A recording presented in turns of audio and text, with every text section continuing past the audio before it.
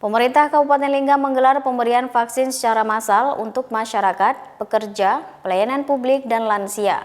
Sejauh ini belum ditemukan keluhan dari masyarakat sejak pemberian vaksin pada fase pertama sebelumnya. Vaksin yang ada ditujukan bagi 500 orang untuk 4 hari ke depannya dari target keseluruhannya sebanyak 1.000 orang.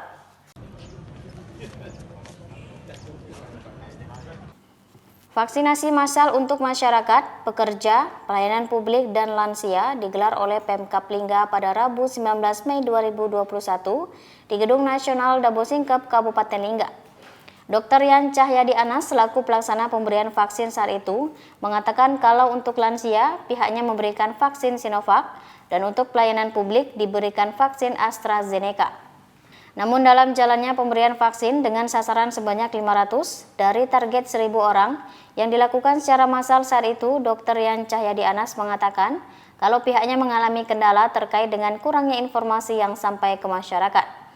Dr. Yan Cahyadi Anas juga menambahkan kalau selain itu masyarakat juga kurang mendapatkan informasi terkait dengan efek samping dari vaksin yang ada, sehingga menimbulkan keraguan pada masyarakat untuk datang mengikuti vaksinasi tersebut.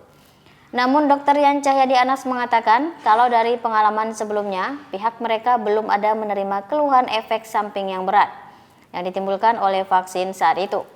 Sedangkan untuk perbedaan dari kedua vaksin yang diberikan itu, Dr. Yan Cahyadi Anas mengatakan kalau untuk teknis pembuatan, vaksin AstraZeneca lebih canggih sedikit dibandingkan dengan vaksin Sinovac sebelumnya. Begitu juga dengan efektivitas dari kedua vaksin tersebut. Terakhir, Dr. Yan Cahyadi Anas menambahkan kalau untuk pemberian vaksin AstraZeneca untuk tahap kedua nantinya berjarak 12 minggu dari saat pemberian penyuntikan tahap pertama ini. Jadi untuk 500 orang sampai 4 hari ke depan targetnya 1.000. Sejauh ini untuk kendalanya apa? Kendalanya sepertinya kurang dari informasi kepada masyarakat, jadi sepertinya yang datang nih agak lambat. Sedangkan meja kita di sini ada 10 pelayanan, itu masih banyak yang kosong. Kita masih nunggu kehadiran masyarakat untuk pelayanan vaksin ini. Jadi untuk lansia sebenarnya mereka tuh pengen divaksin, cuman masih ada beberapa masyarakat masih kurang informasi tentang efek samping dari vaksin. Jadi seperti yang kita dengar dari pemberitaan di nasional, ada beberapa vaksin yang menimbulkan efek samping yang berat. Jadi itulah yang menimbulkan keraguan dari masyarakat untuk mereka untuk datang untuk vaksinasi di sini. Tapi untuk pengalaman kami sendiri dari fase 1 kemarin sejak Februari, kami nggak ada nemukan yang efek samping yang berat, jadi cuman efek samping yang sangat ringan.